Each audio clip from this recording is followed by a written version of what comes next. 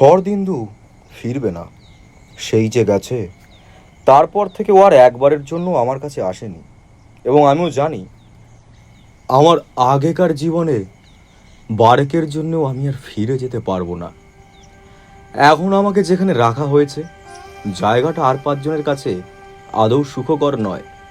সাধারণ সুস্থ মানুষের বসবাসের পক্ষে অনুপযুক্ত। অন্ধকারময় ছোট্ট একরত্তি ঘর, সিলিংয়ের গা ছুঁই ছুঁই গরাদ লাগানো এক ফালি জানালা, একটিমাত্র যে লোহার দরজা, তাদের তালা লাগিয়ে রাখা হয়েছে। সেখান থেকে আলো হাওয়া আসে কদাচিৎ। আটকা পড়ে আছি এই চার দেওয়ালের মধ্যে। একটু পরেই হয়তো দরজা খুলে আমার এখানে 2 কিংবা 3টি মানুষের আবির্ভাব ঘটবে। মুখে তাদের অটুট গাম্ভীর্য, সেই তরল অস্পষ্টতার মাঝে আমার তরফ থেকে কোনো অভ্যর্থনার আভাস থাকবে না। কারণ স্থির প্রজ্ঞের গাম্ভীর্যটা এইসব মানুষ প্রায় প্রতিদিনই এখানে আসছে। আমার ব্যক্তিত্বের ওপরে কেন আমি ইচ্ছাকৃতভাবে ফাটল ধরিয়েছি সে সম্পর্কে জিজ্ঞাসাবাদ শুরু করেছে। বিষাক্ত জ্বালা আর অনুপায় আক্রোশে আমি এক এক সময় চলতে থাকি। রক্ত যেন অসহিষ্ণু হয়ে উঠতে চায়। তবু আমি বুক ভরে একটা নিঃশ্বাস টেনে নেই। সেই সময় শান্ত হতে চেষ্টা করি, কারণ ওদের প্রশ্নের উত্তর আমার অজানা নেই। অতিমাত্রায় উত্তেজিত নিছক কল্পনা, আত্মপরিকল্পনা, বাধা পাওয়া হৃদয়াবেগের সহজ ধারা থেকে পথ পরিবর্তন, আরও কত কি। শরদিন্দু, আগে না আমি এমন ছিলাম না। স্মৃতির ঝকঝকে উজ্জ্বল কাচের ভেতর দিয়ে এখন আমি স্পষ্ট দেখতে পাচ্ছি অতীতকে। পাঠাভ্যাসের কালেই অসময়ে বিবাহ হয়েছিল আমার। তখন সবেমাত্র আইএসসি পাশ করেছি। কিশোরী স্ত্রী শর্মিষ্ঠার অনুরোধেই মেডিকেল কলেজে ভর্তি হই। তারই পরামর্শ মতো কলকাতায় এসে হোস্টেলে থেকে পড়াশোনা করতে থাকি। শর্মিষ্ঠাকে ভালোবেসে একান্ত করে পাওয়ার আগেই বিরহ জ্বালা আর মনের মধ্যে মাথা কুটে মরা রাশি রাশি দুঃখবোধের শিকার হয়ে পড়ি। কত সন্ধ্যা রাত্রির তিমিরে নিঃশেষে লুপ্ত হয়েছে। 250 মাইল দূরে থেকে কত কথাই না ভেবেছি শর্মিষ্ঠাকে নিয়ে। ভেবেছি যাই একবার দেখা করে আসি, কিন্তু পিতার আদেশ অমান্য করতে সাহস পাইনি, ভরসা পাইনি শর্মিষ্ঠার অনুরোধ উপেক্ষা করার। শর্মিষ্ঠা মারা গেছে, ভালোই হয়েছে। ওকে ঘৃণা করতে শিখে গিয়েছিলাম, আজও করি। সময়ের দুর্বার বন্যায় যৌবন তখন বুঝি আমার একটু একটু করে ক্ষয়ে যাচ্ছিল। শর্মিষ্ঠা এত দেরি করে মারা গেল। আমি তখন নামকরা মনস্তত্ত্ববিদ। ন্যায় নীতির অনুশাসনে বাধা পড়ে গিয়ে জীবনের ধারাটিকে এক সুনির্দিষ্ট রূপ দিতে বাধ্য হয়েছিলাম। তবে তখন আমার ভগ্নপক্ষ জটায়ুর মতো অবস্থা। নিজেকে একান্তভাবে নিজের মধ্যে গুটিয়ে নিয়ে কোনো রকমে বেঁচে আছি। বড় দেরি করে মারা গেল শর্মিষ্ঠা। একটু আগে হলে হয়তো সময় পেতাম নতুন স্বাধীনতা উপভোগ করার। আমার জীবনের রূপ হয়তো পাল্টে যেত। শিরা আর স্নায়ুতে রক্তের উল্লাস নতুন করে উপলব্ধি করতাম না। এ কথা বলি কি করে? শনিবারের দুপুরের 1টা ঘন্টা যেসব রোগী বা রোগিনী আমার কাছে শুধুমাত্র পরামর্শ নিতে আসতো, তাদের কাছ থেকে কোনো রকম পারিশ্রমিক গ্রহণ করতাম না আমি। নির্দিষ্ট ওই সময়টুকুর মাঝেই শর্মিষ্ঠা মারা গিয়েছিল মোটর দুর্ঘটনায়। শনিবারের অন্য কোনো সময়ে পারিশ্রমিকের বিনিময়ে কোনো রোগী বা রোগীর চিকিৎসা আমি করতাম না। পরের সমস্যার সমাধান করে দেওয়ার আগে মনস্তাত্ত্বিকের নিজের মন পরিষ্কার রাখা প্রয়োজন বলেই আমার বিশ্বাস।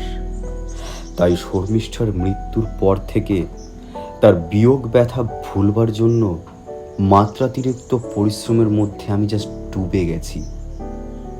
আমার বেদনাদায়ক সেই সময়টুকুর ভেতরেই একদিন এসে হাজির হলো শরদিন্দু। সুন্দর চেহারা, ঋজু, দীর্ঘ, এক মাথা রুক্ষ চুল, পরনে পাজামা, হাতা গোটানো ফুল শার্ট গায়ে। আমার এই নতুন রোগীটি চেম্বারে ঢুকলো ধীরে ধীরে, এগিয়ে এসে এক পাশে থমকে দাঁড়িয়ে চতুর্দিকে তাকাতে লাগলো সন্দেহের চোখে। তার উপস্থিতিটা আমার সেদিন ভালো লাগেনি। আমার ঠিক বিপরীত দিকের চেয়ারটা দেখিয়ে দিয়েছিলাম চোখের ইশারায়। চেম্বারে আমিও শরদিন্দু ছাড়া আর কেউ ছিল না। এক সময় আপনা থেকেই মুখ খুলল সে, শান্ত মোলায়েম গলায় বলল, আপনার রিসেপশনিস্ট ভদ্রমহিলা মিস গুপ্ত একটা ব্যবস্থা না করে দিলে হয়তো এ সুযোগ ঘটতো না। শুনেছি আপনার নাম যশ। ইচ্ছা করেই শরদিন্দু কথার মাঝপথে থেমে যায়।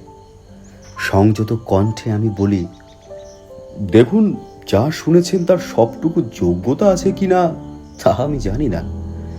আসলে আপনার মতো আমিও একজন মানুষ। হ্যাঁ, টেবিলে একটা ছোট্ট মুষ্টাঘাত করে সম্মতি সুরে বলে উঠে সে, তা যা বলেছেন। শরদিন্দুর কথাটা মিথ্যা নয়। চেহারায় ওর সঙ্গে আমার যথেষ্ট সাদৃশ্য বর্তমান, তবে তার তুলনায় আমার বয়স কিছুটা বেশি। আমার মাথার চুল একটু পাতলা হয়ে এসেছে, পেছনের দিকে টাকও পড়েছে খানিকটা।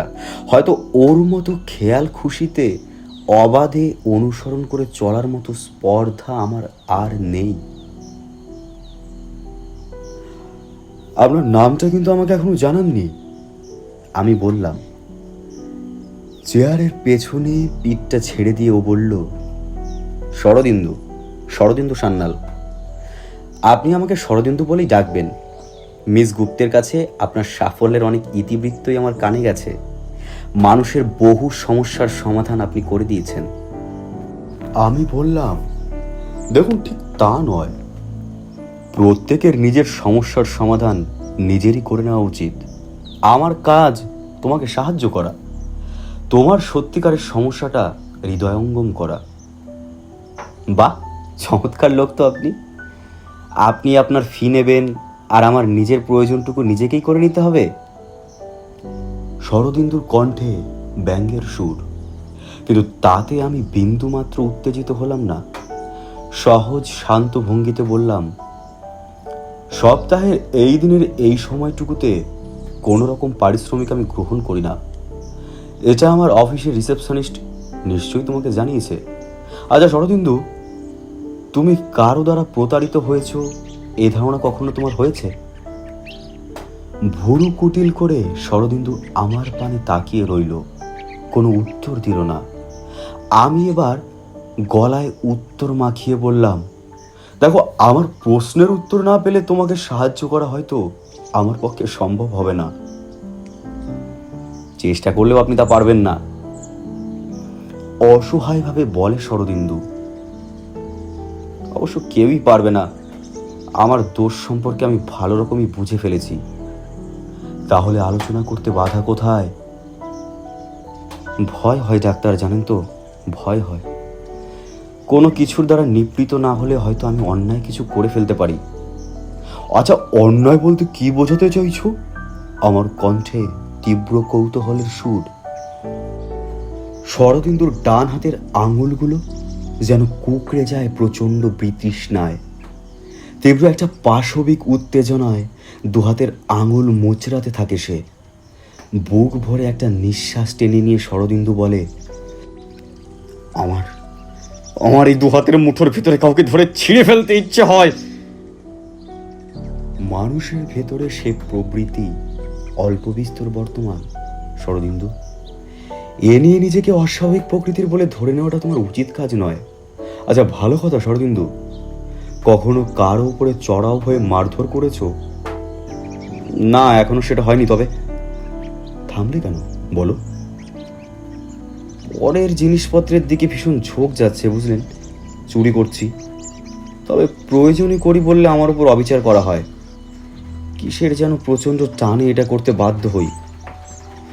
আচ্ছা, কি কি চুরি করো? এই ধরুন, সুন্দরী মেয়েদের শৌখিন সব জিনিসপত্র, আমার সেও খুব সুন্দরী ছিল কিনা। শরদিন্দুর কাছে জানতে চাইলাম চুরি করার সময় ওর মানসিক অবস্থা কিরকম থাকে, ও পরে এ সম্পর্কে ভাবে কিনা।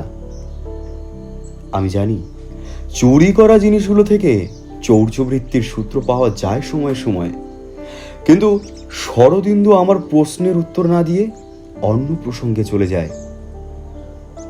দেখুন, এজন্য আমি চিন্তিত নই ডাক্তার। আচ্ছা, চৌর্যবৃত্তিটা নিচে নামার প্রাথমিক সোপান, এটা বিশ্বাস করো তো? দেখুন, যা করি তাগিদে করি। কি জানেন ডাক্তার, জীবনে দুটো মস্ত আঘাত আমাকে সহ্য করতে হয়েছে। আঘাত? হ্যাঁ, হৃদয় সংক্রান্ত। হঠাৎ উঠে দাঁড়ায় শরদিন্দু, শান্ত সংযত কণ্ঠে বলে, দেখুন, পারিশ্রমিক আজ যখন আপনি নেন না, তখন এর বেশি আর আপনার সময় নষ্ট করি কেন? মনের সঙ্গে বোঝাপড়া করতে পারলে এই আপনার সঙ্গে শেষ দেখা। আচ্ছা, নমস্কার। প্রতি নমস্কারের অবকাশ আমাকে না দিয়ে চেম্বারের সুইং ডোর ঠেলে শরদিন্দু বেরিয়ে যায়। একটু পরেই আমার রিসেপশনিস্ট মঞ্জুশ্রী গুপ্ত আসে। মঞ্জুশ্রী বুদ্ধিমতী মেয়ে, প্রায় বছর খানেক হলো আমার এখানে কাজ করছে। বয়স আন্দাজ 22-23 হবে। কথাবার্তায় ভদ্র, ব্যবহারে মার্জিত, অহেতুক ভাবাবেগে উচ্ছ্বসিত হয়ে ওঠে না। কাজলের ছোঁয়াচ লাগানো ভুরুর নিচে দুটি গম্ভীর চোখ, আর সেই অতল স্বচ্ছ চোখ দুটিতে আশ্চর্য এক দুর্নিবার আকর্ষণ। ডক্টর, মিস্টার ঘোষ চৌধুরী কাল সকালে তার বাড়িতে আপনাকে যাওয়ার জন্য অনুরোধ করেছেন। মঞ্জুশ্রীর কণ্ঠস্বরে কোমলতা। ও, ফোন করেছিলেন বুঝি তিনি? আমি জানতে চাইলাম। ঘাড় নেড়ে মঞ্জুশ্রী সম্মতি জানালো। আচ্ছা, আমি যাবক্ষণ। মঞ্জুশ্রী চলে যেতে উদ্যত হতেই আমি পুনরায় ডাকলাম, মিসেস গুপ্ত, ওয়েটিং রুমে আর কোনো রোগী আছে? আগে হ্যাঁ, দুজন অপেক্ষা করছেন। খুব সিরিয়াস কেস কিছু? একজনের বোধ হয় সিজোফেনিয়া। মঞ্জুশ্রী কথাটা শেষ করবার আগেই আমি নিজের কপালে হাত বুলোতে বুলোতে বললাম, মাথাটা বড় ধরেছে আগে রোগীটার বক্তব্য শুনতে শুনতে। ইচ্ছা করে শেষ করলাম না কথাটা। মৃদু হেসে ধমকের সুরে মঞ্জুশ্রী বলল, মাথারা দোষ কি বলুন, দাঁড়ান অ্যাসপিরিন এনে দিচ্ছি। মঞ্জুশ্রী চলে গেল চেম্বার থেকে। আশ্চর্য মেয়ে বটে এই মঞ্জুশ্রী। সব সময়ে আমার উপর ওর তীক্ষ্ণ নজর। মাঝে মাঝে ভারী ভালো লাগে। শিক্ষিত পাশ করা নার্স হয়েও ওর এতটুকু আত্মম্ভরিতা নেই। ডক্টর, মঞ্জুশ্রীর ডাকে যেন সম্বিত ফিরে পেলাম। তাকালাম ফিরে। আমার সামনে অ্যাসপিরিনের দুটো ট্যাবলেট ও এক গ্লাস জল। মঞ্জুশ্রীর হাত থেকে নিয়ে ওর নির্দেশ পালন করলাম। তারপর খালি গ্লাসটা ফিরিয়ে দিলাম। ডক্টর, আজ একটু আগে যাব ভাবছি। কেন? আমি জিজ্ঞেস করি। একটু সংকুচিত হয়ে মঞ্জুশ্রী বলে, আসলে আয়োজনের ব্যবস্থা কিছু করিনি, তাই আপনাকেও আর বলিনি। আসলে আজকে আমার আর মৃণালের বিবাহবার্ষিকী। বুঝেছি। দেখতে দেখতে একটা বছর কখন যে কেটে গেল, আমি আনমনা হয়ে গেলাম। না 6 মাস হলো। আসলে আপনার কাছে হয়তো একটু অস্বাভাবিক ঠেকবে, 6টা মাস তো আর কম নয়। হঠাৎ আমি হেসে উঠলাম, একান্ত নিঃশব্দে নয়, শব্দ করেই। নিজের কানেই কেবল বিশ্রী ও বেমানান মনে হলো। হাসি থামিয়ে বিজ্ঞের ভঙ্গিতে বললাম, ঠিক ঠিক ঠিক ঠিক বলেছ মঞ্জু। এ জগতে সুখী দম্পতি আর কজনা বলো? ভেবেছিলাম শরদিন্দু হয়তো আর আসবে না, কিন্তু সপ্তাহের সেই বিশেষ দিনটিতেই সে এসে হাজির হলো আমার চেম্বারে। গায়ের জামা কাপড় অসংবৃত, চুলগুলো অবিন্যস্ত। এক হাতে ঝুলছিল একটা এয়ার ব্যাগ। ব্যাগ আমার টেবিলের উপর রেখে দিয়ে ধপ করে চেয়ারে বসে পড়ল। আমি বললাম, কি ব্যাপার, আছো কেমন? হ্যাঁ, খুব খারাপ, প্রায় শেষ হওয়ার দাখিল। সে কি? আমার এবারে অবাক হওয়ার পালা। শরদিন্দুর অবস্থা নিশ্চল পর্বতের মতো, হাত পা অবশ। আচ্ছা, ব্যাগটা খুলুন তো ডাক্তার, জিনিসগুলো টেবিলের উপর রাখুন। শরদিন্দুর নির্দেশ পালন করলাম কৌতূহল ভরে। টেবিলের উপর জমে উঠল কয়েকটি শাড়ি ও ব্লাউজ।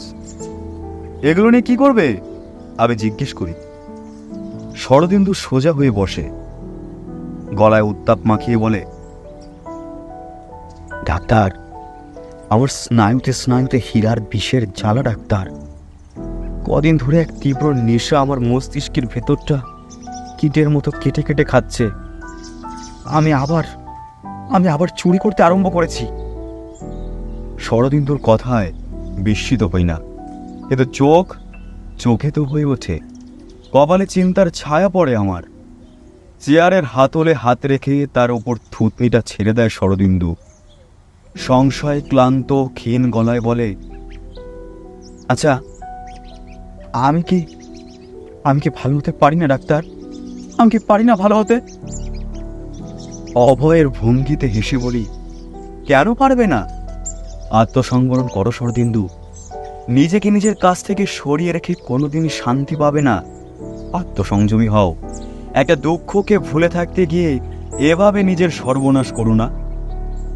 সহসা খপ করে আমার একটা হাত চেপে ধরে অনুরোধের সুরে শরদিন্দু বলে, সেজন্যই তো আপনার কাছে আসা ডাক্তার। যেসব বাড়ি থেকে ওগুলো চুরি করেছি তাদের ঠিকানা ওই ব্যাগের মধ্যেই পাবেন। দয়া করে আপনি ওগুলো ঠিক ঠিক জায়গায় পাঠিয়ে দেবেন। ওদের ঠিকানাও লেখা আছে। কথা দিচ্ছি, আমি কথা দিচ্ছি ডাক্তার, আর কখনো অমন কাজ করব না। আমি সম্মত হলাম, যদিও জানতাম কাজটা সহজসাধ্য নয়। চুরি করা জিনিসগুলো ফেরত দিতে গিয়ে যেসব প্রশ্নের সম্মুখীন হতে হবে তার উত্তর দেওয়াটা রীতিমতো বিরক্তিকরও বটে। সেই কারণেই এয়ার ব্যাগে ভরা জিনিসগুলো তখনকার মতো আমার চেম্বারের স্টিলের আলমারিতে ভরে রাখলাম। কিন্তু আমার অপকীর্তিটা মঞ্জুশ্রীর কাছে ধরা পড়ে গেল। ও আবিষ্কার করে ফেললো একদিন।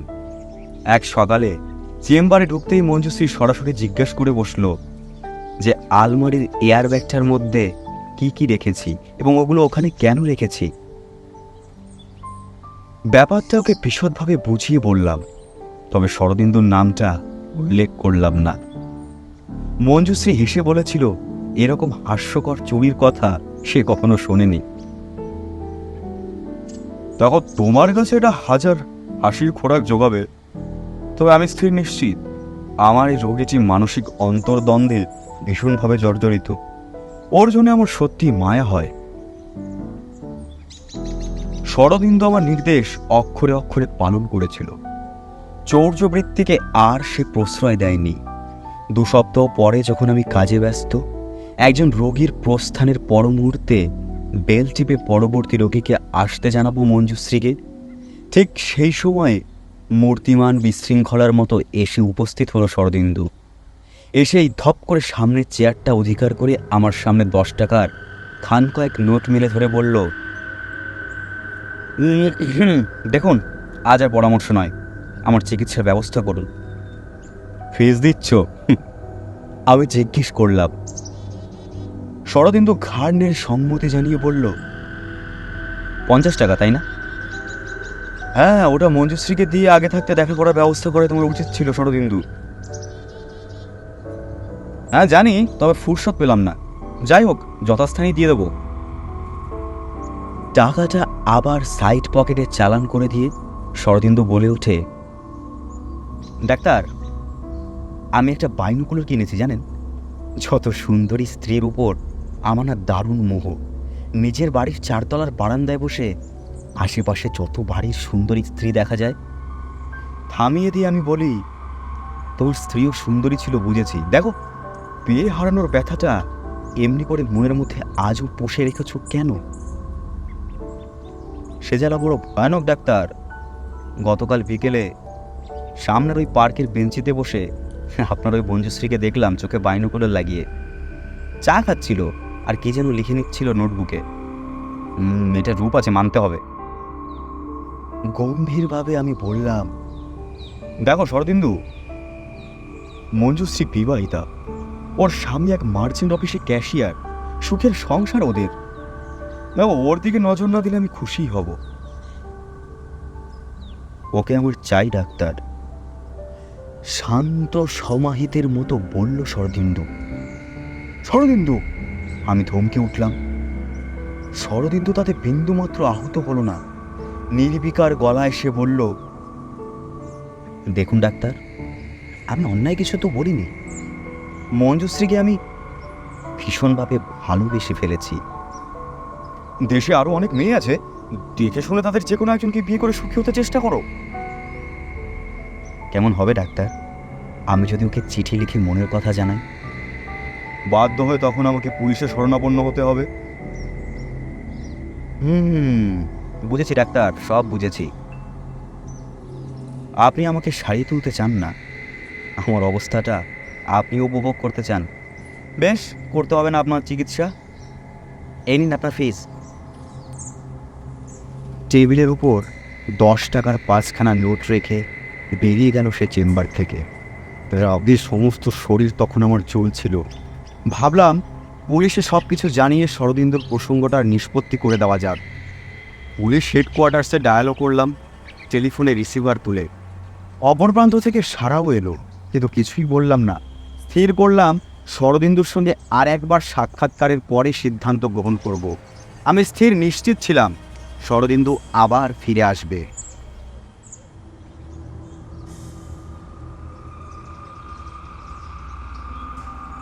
দুদিন পরে আমার অফিসের ডাকবাক্সে মঞ্জুশ্রীর নামে একখানা চিঠি আবিষ্কার করলাম আমি। মঞ্জুশ্রীর নামে কোনো চিঠি এ যাবৎকাল এখানে আসে না। কৌতূহল হলো, এনভেলপ ছিঁড়ে নীল রঙের একটা কাগজ বের করলাম। মঞ্জুশ্রীকে প্রেম নিবেদন করেছে শরদিন্দু। আমার কপালে চিন্তার ছায়া পড়ল। ঘৃণা মেশানো বিদ্রুপে ঠোঁট দুটো কুচকে গেল আপনা থেকেই। এনভেলপ সমেত চিঠিখানা কুচি কুচি করে ছিঁড়ে ফেললাম। 3 দিন পরে আবার চিঠি এলো, শরদিন্দুর চিঠি। মঞ্জুশ্রীকে লিখেছে, সেই একই বক্তব্য। মঞ্জুশ্রীকে কিছুই জানালাম না। এরপর প্রতিদিনই একখানা করে চিঠি মঞ্জুশ্রীর নামে আসতে লাগলো শরদিন্দুর কাছ থেকে। আমি চিঠিগুলো পড়তাম, ছিঁড়ে ফেলতাম, আর শরদিন্দুর প্রতি অবিমিশ্র ঘৃণা ও ক্রোধে জ্বলতে থাকতাম। শরদিন্দু এলো শনিবারের নির্দিষ্ট সেই দুপুরটিতে। শেষ রোগী তখন বিদায় নিয়েছে। আমিও উঠবো ভাবছি। শরদিন্দুর সুইং ডোর ঠেলে প্রবেশ করলো আমার চেম্বারে। আমি বললাম, কেমন আছো শরদিন্দু? আমাদের আগের কথাগুলো সম্পর্কে এতদিনে নিশ্চয়ই একটা সিদ্ধান্ত তুমি গ্রহণ করে নিয়েছো। শরদিন্দু আস্তে আস্তে এগিয়ে এসে আমার সম্মুখীন হলো। চেয়ারে সে বসলো না, দাঁড়িয়ে দাঁড়িয়ে বলল, হ্যাঁ, আলো একটা দেখতে পেয়েছি। এরপর থেকে আমার কোনো অভিযোগই তোমার কাছে আসবে না ডাক্তার মুখার্জি। ভ্রু কুঁচকে আমি বললাম, বক্তব্যটা ঠিক বুঝতে পারলাম না শরদিন্দু। শরদিন্দু বলল, দেখো, মঞ্জুশ্রীর সমস্ত ভার নেওয়ার পরেই দেখবে আমি অন্য মানুষ হয়ে গেছি। দেখবে আমার সমস্ত মানসিক রোগ কেটে গেছে। শরদিন্দু, এখনো সময় আছে ভুল শুধরে নেওয়ার। আমার কথার মাঝপথে শরদিন্দু বলে ওঠে, দেখো ডাক্তার, হিতোপদেশ শুনতে এখানে আমি আসিনি। দিনের পর দিন চিঠি লিখলাম, একটা উত্তরও পেলাম না। এ থেকে বেশ বুঝতে পেরেছি এতেও সম্মতি আছে। এই ডাকো ডাকো তো ওকে। শরদিন্দুর কণ্ঠে আদেশের অগ্নি। আমি কেমন যেন অসহায় বোধ করি। আমতা আমতা করে বলি, শরদিন্দু, এটা একেবারেই সম্ভব নয়। দেখো, পরের সংসার ভেঙে। খুব সম্ভব। গায়ে আমার কম শক্তি নেই, জানো তো, বীর প্রজ্ঞা বসুন্ধরা। শরদিন্দু এবারে গলার সুর যথাসম্ভব মোলায়েম করে বলে, দেখো ডাক্তার, আমি বাঁচতে চাই ডাক্তার, বিশ্বাস করো, আমি বাঁচতে চাই। এভাবে একটু একটু করে একেবারে শেষ হয়ে যাওয়ার কোনো অর্থ হয় না। সহসা কলিং বেলটা টিপে ধরে ও। শব্দের তরঙ্গ ওঠে। আমি বাধা দিতে পারি না। কয়েক মুহূর্ত পরেই মঞ্জুশ্রী প্রবেশ করে চেম্বারে। কিছু বলবেন ডক্টর? মঞ্জুশ্রী জানতে চায়, কাছে এসো তো। সে কথার বিরুদ্ধাচরণ করল না মঞ্জুশ্রী। শরদিন্দু এগিয়ে যায় ওর দিকে, মুখোমুখি হয়ে থমকে দাঁড়ায়। মঞ্জু। বাঁকা চোখে মঞ্জুশ্রী তাকায় তার দিকে। সহসে ওর একখানা হাত চেপে ধরে শরদিন্দু বলে ওঠে, আচ্ছা মঞ্জু, আমার এইভাবে কষ্ট দিয়ে কি আনন্দ পাও তুমি? মঞ্জু বলো। নিজের হাতখানা ঝটকা মেরে ছাড়িয়ে নেয় মঞ্জুশ্রী। প্রতিবাদের ক্রুদ্ধ চোখে তাকিয়ে ঝাঁঝালো কণ্ঠে বলে ওঠে, এসব কি বলছেন আপনি? বিশ্বাস করো মঞ্জু, বিশ্বাস করো, অন্যায় কিছু বলছি না আমি। তোমাকে একান্তভাবে নিজের করে পেতে চাই। আমার শূন্য জীবনটাকে তুমি ভরে তোলো না মঞ্জু, প্লিজ। পাগল হলেন নাকি? মঞ্জুশ্রী প্রস্থান করতে উদ্যত হয়। এগিয়ে গিয়ে শাড়ির আঁচলটা চেপে ধরে শরদিন্দু এবং কঠোর স্বরে বলে ওঠে, আমার ভালোবাসার আবেদনটা তাহলে প্রত্যাখ্যান করার সাহস তুমি রাখো? হ্যাঁ, একটা উন্মাদের সাথে কথা বলতে আমি ঘৃণা বোধ করি। ছেড়ে দিন, ছেড়ে দিন আমাকে দয়া করে। সেই মুহূর্তে এক বিচিত্র আকুলতা যেন শরদিন্দুকে পেয়ে বসে। তীক্ষ্ণ বিদ্রুপে মুখখানা বিভৎস করে মঞ্জুশ্রীর গলাটা চেপে ধরে দুহাতে। এ কি করছেন আপনি? মঞ্জুশ্রীর বিস্ফোরিত ওষ্ঠের মাঝ দিয়ে একটা আর্ত ধ্বনি বেরিয়ে আসতে চায়। ঠিকই করছি, হ্যাঁ হ্যাঁ ঠিকই করছি। এতকাল না পাওয়ার জ্বালায় জ্বলে পুড়ে আজ আর কারো প্রত্যাখ্যান সহ্য করব না আমি। আমি তো মরেছি, তুমি সুখে থাকবে কেন? হ্যাঁ বলো না, বলো মঞ্জু, তুমি কেন সুখে থাকবে? দম নেওয়ার আপ্রাণ চেষ্টা করতে করতে মঞ্জুশ্রীর গলা থেকে বেরিয়ে আসে, ডক্টর। স্তম্ভিত বিস্ময়ে আমার দেহে চমক খেলে যায়। মঞ্জুশ্রী তো শরদিন্দুর নাম ধরে ডাকেনি, ডেকেছে আমাকে। আচ্ছা আমাকে ডাকছে কেন? ডক্টর মুখার্জি আমাকে আর বলতে পারল না মঞ্জুশ্রী। এতক্ষণে যেন নিজের অস্তিত্ব ফিরে পেলাম। মঞ্জুশ্রীকে ছেড়ে দিয়ে দেখলাম চেম্বারের চারিপাশ, না তৃতীয় কোনো প্রাণী নেই। তাকালাম কার্পেট পাতা মেঝে। আমার পায়ের কাছে পড়ে রয়েছে মঞ্জুশ্রীর মৃতদেহ। তাহলে আজকের এই ঘটনায় আমি দর্শক নই, আমি নায়ক। হ্যাঁ হ্যাঁ, আমি নায়ক। শরদিন্দুর মানসিক ব্যাধি আমার সঙ্গে না মিললে আমি আজ তার ভূমিকায় অংশ নেব কেন? না না না, শরদিন্দু কিন্তু আজ আর আসেনি।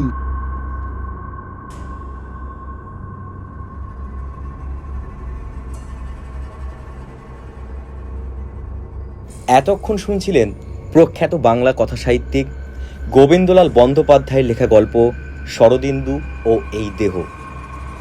গল্পের অন্যান্য চরিত্রে যথাক্রমে দেবাঞ্জলি ও প্রসূন।